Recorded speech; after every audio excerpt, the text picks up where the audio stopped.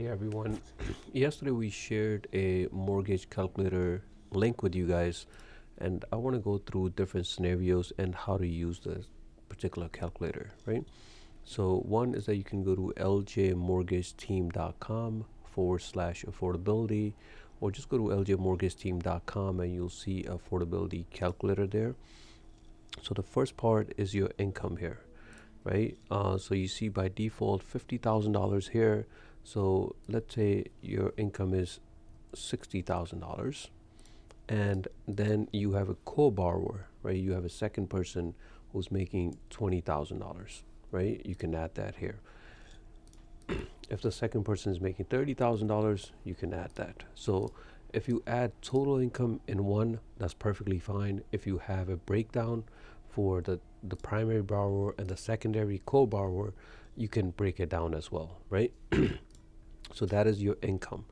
If you have any other income, but just note the third tab is for monthly, right? Not for your yearly. The top two, these are annual, but the last one is your monthly. Not a lot of people put this, so if you're using it, use the top part, annual gross income, put it, what's the total amount that you see, or if you have two borrowers, you want to have a breakdown, that's perfectly fine. Okay? Then you have your monthly debt, right? Your client should tell you what is their car payment look like, what their student loans look like, or credit card payments, right? For loan officers, we go through this in details and we ask, whatever shows up on their credit report, we will, want to add that, because you don't want to tell somebody, hey, you can go buy a house for, $1 million, and then we find out that there's a lot of monthly liability on that, right? Um, right? And second is that every time you do add any monthly liabilities to this, is gonna be, is gonna reduce your affordability amounts here, right? So let's just say right now we see 489, and if we were to add $500 car payment, now it drops to $417,000. Okay.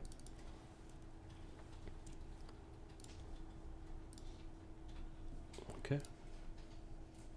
Next we have is the student loans. Not everybody will tell you what the student loans are or the amounts, but it will play a big role for your monthly liability.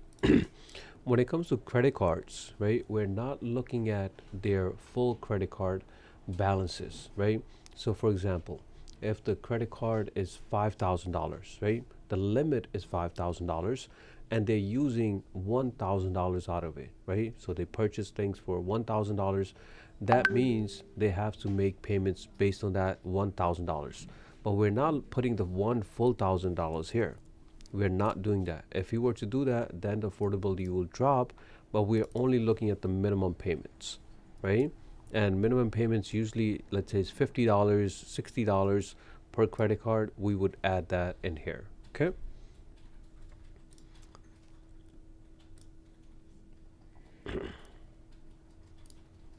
Then you have your down payment. This is going to be the amount that the person has for their, down payment, right? So this is their savings account, right? This is their whatever they want to use towards their house. The more down payment they put down, obviously, the less the loan amount will be. So let's say it's $50,000 or $60,000. You put that amount in there, right? So I would put in $60,000 there. Then we have your interest rate, right? Sometimes the interest rates are going up or going down. Our loan officers, they're using Mortgage News Daily to .com, mortgagenewsdaily.com to track that. You can do that for yourself as well. So if the rates are right now 6.11, you would put that in here. Okay. Then next is that we have your property taxes. How many times we see a pre-approval for, let's say, $800,000, but then the loan officer, when he gave that pre-approval, they were thinking that, hey, the property tax is going to be maybe 4,000, 5,000, 6,000, but the client ends up finding a property that's going to be 12,000, 13,000, 14,000, nearly double what the loan officer thought. So if that's the case, let's just stick with 6,000, and we are at $508,000 property, right? Now, let's say we increase that to $12,000. Let's say your client is looking in Nassau County and $12,000 is typical. Now, look at the affordability. It drops to $433,000, right? So, huge, huge difference when it comes to property taxes. So, we need to know which area that you want to buy it, because your client doesn't know, what the property tax is in, but we can assume, right, that, hey, if they're going to be in Queens and it's a single family, I would put $6,000, $7,000 on the higher end. But if you're in Long Island, then I would go with $10,000 or more, right? Your annual insurance, this is your home insurance. We left it at $1,500 flat here, but you can always increase it. The bigger the house, the more insurance premium it will be. So let's say it's $2,000 for the whole year. This is annual, right? PMI rate, I will leave it as is, 0.75, no issues there.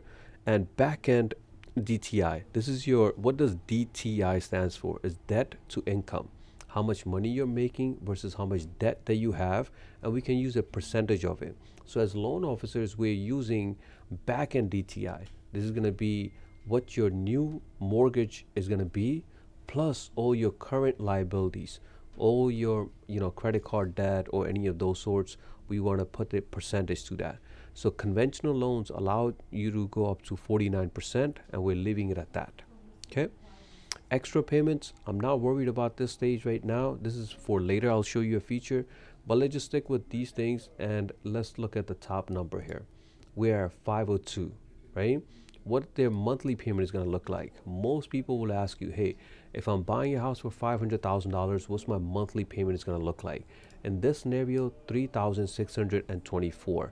So they will ask you, hey, what does this consist of, right? What does it include? Then you can tell them, hey, principal and interest is $2,681. Your property taxes, we're saying $500.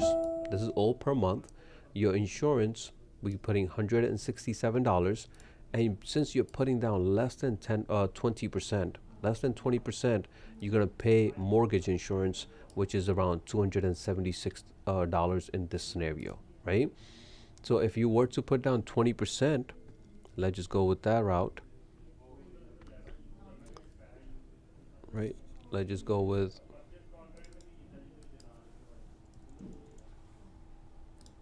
and then you see your mortgage insurance is gone. Regular insurance, this is your home insurance. Your PMI mortgage insurance is removed once you hit 20% equity, right?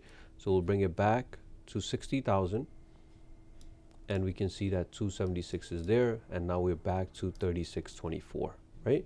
So the next question is DTI, right? What's the maximum you can stretch? 49 is for conventional.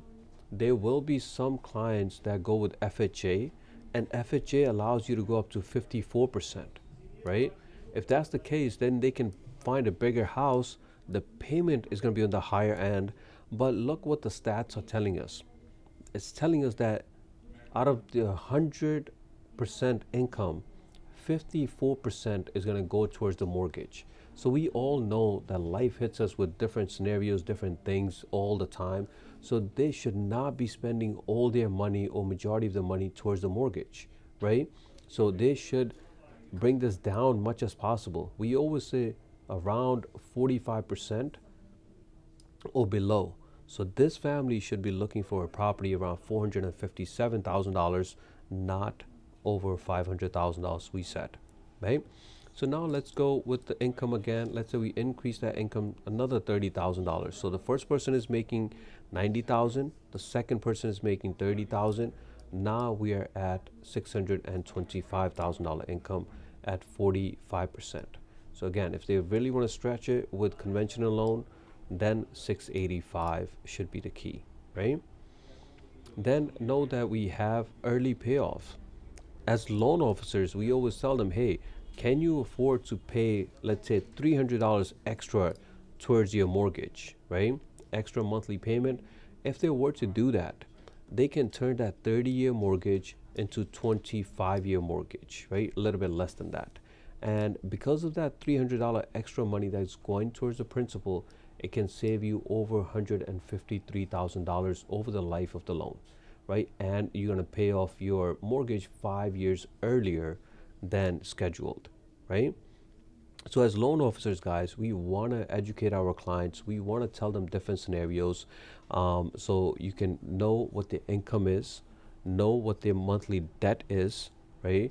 Know how much money they're putting down, what today's interest rates are hovering.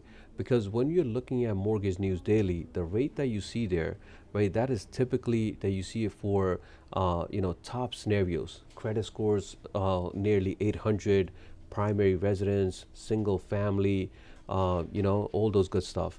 But if it's going to be an investment property, and you're not going to live there, then your rate is going to be a bit higher, right? If you're buying a 2 unit, 3 units, the more units you add, the higher the interest rate.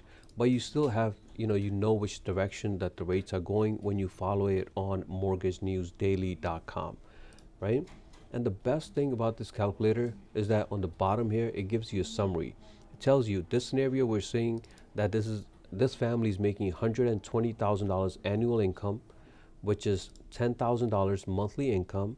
Again, this could be one person, two people, three people. We can add up to four people on a mortgage, and their monthly debt is only $50, even though they have a credit card that has a balance of $1,000, but the minimum payments that shows in the statement is only $50, and they want to put down $60,000, which is already calculated for you. That's about 8.8%, right? And we give you an estimated APR here, and the maximum home price that they should be purchasing, it should be around $685,000 in this scenario. And then the best part is that you can export that as PDF. Once they click on it and they save it as PDF, this has no branding on it, no company name, no agent name, no owner's name, right?